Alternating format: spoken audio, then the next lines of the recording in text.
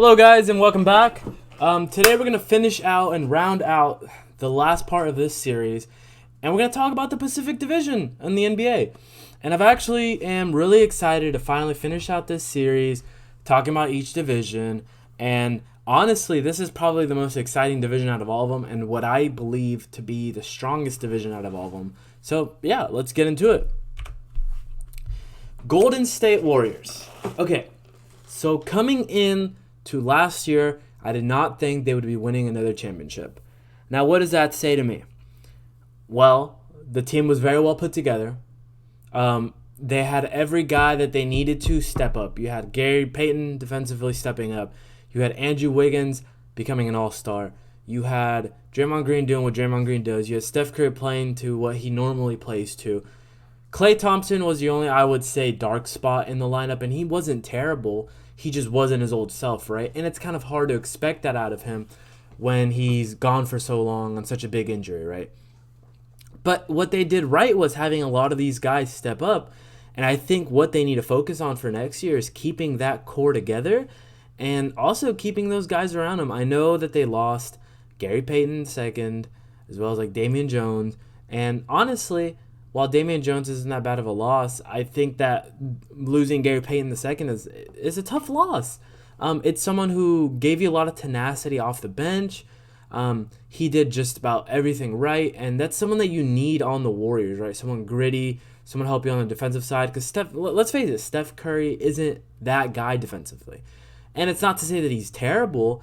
It's just he's not that guy, and Gary Payton is kind of that guy when he was healthy, right? And maybe that's part of why they didn't re-sign him, right? Maybe it's just that he wouldn't stay healthy and whatever. But I think that it is going to be a tough loss, and they're going to feel it next year. But I think keeping the core as is, it's going to be good for the Warriors. I think they're going to have to go into some of that luxury tax and eat it up. But I think that giving extensions to everybody who really participated last year and helped them win that chip, it's going to propel them to possibly even contend for another chip next year. And that's going to be really exciting to see.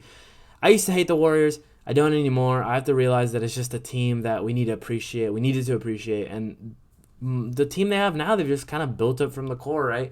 For the most part. And I really, I commend them for that, essentially.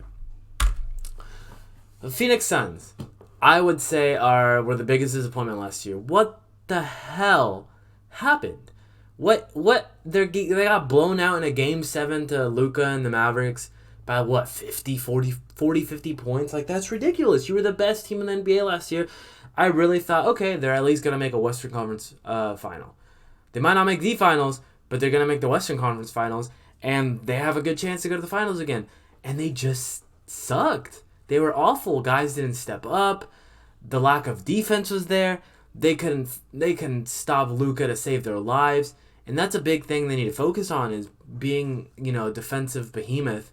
And I think I'm glad that they did sign, that they gave an extension, actually, to DeAndre Ayton. But I just don't know I don't know how much I love DeAndre Ayton. He's a good player. I just don't know how much I love him. And honestly, I'm very disappointed. And I hope they have a bounce back year this year. Now, speaking of disappointment, I guess I would say last year wasn't the biggest, or the Suns wasn't the biggest disappointment. They were the biggest shocking team. The Lakers were the biggest disappointment. I literally probably watched more Laker games than any other game last year. And I'm a LeBron fan, but I'm not a Laker fan. I like the Miami Heat. That's my team. But, man, they were atrocious. I was literally yelling at the screen at how bad that team was honestly put together. Yes, LeBron put up numbers, and that's nice and all, but those numbers did not mean anything. And that's probably the first time in a long time where I can say that about LeBron James, where his numbers did not reflect to winning or really anything. And a lot of that was Russell Westbrook. Even though his stats say different, he just didn't mesh well in that lineup. He couldn't shoot. I swear every game I watch, he was the one taking the last shot, and it was the three, and it's just not who he is. He just needs to realize that. They need to get some more defense. I felt like nobody hustled. LeBron did not hustle, and it felt like everybody else kind of followed suit. And that's just something that can't be happening in the NBA with such talent.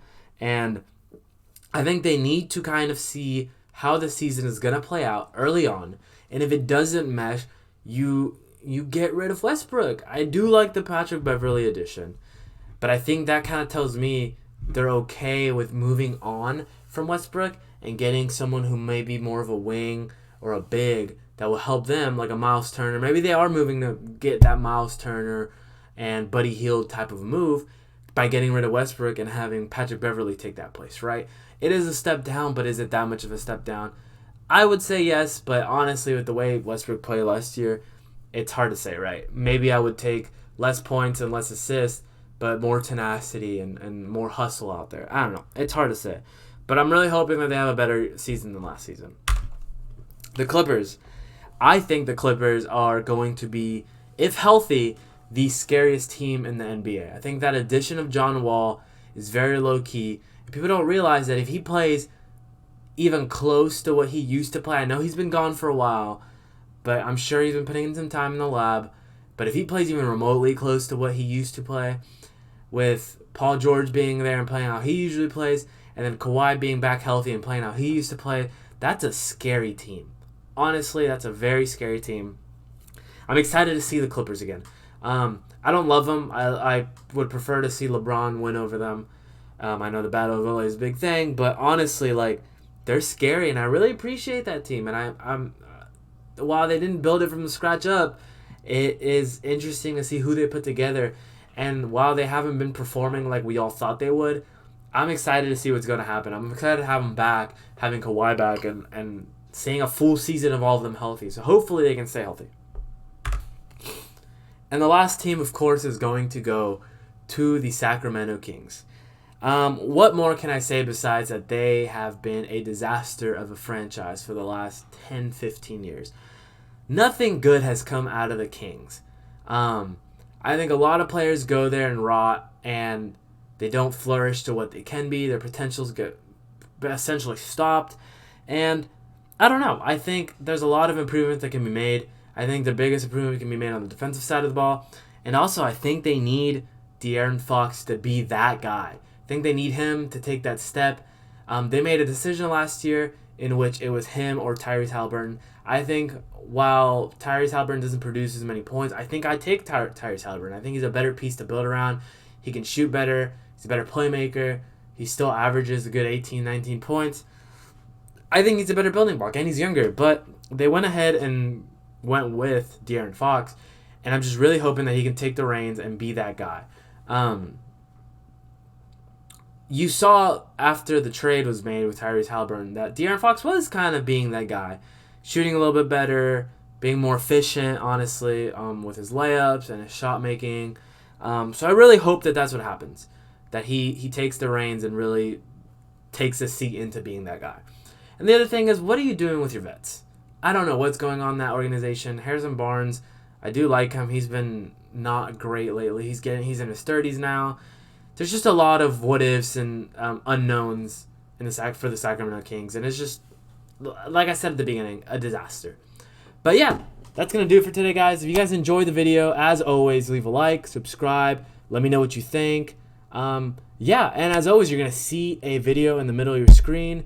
I was gonna suggest you to another one of my videos. If that interests you, go ahead and take a look at it. And as always, thank you guys for watching, and you guys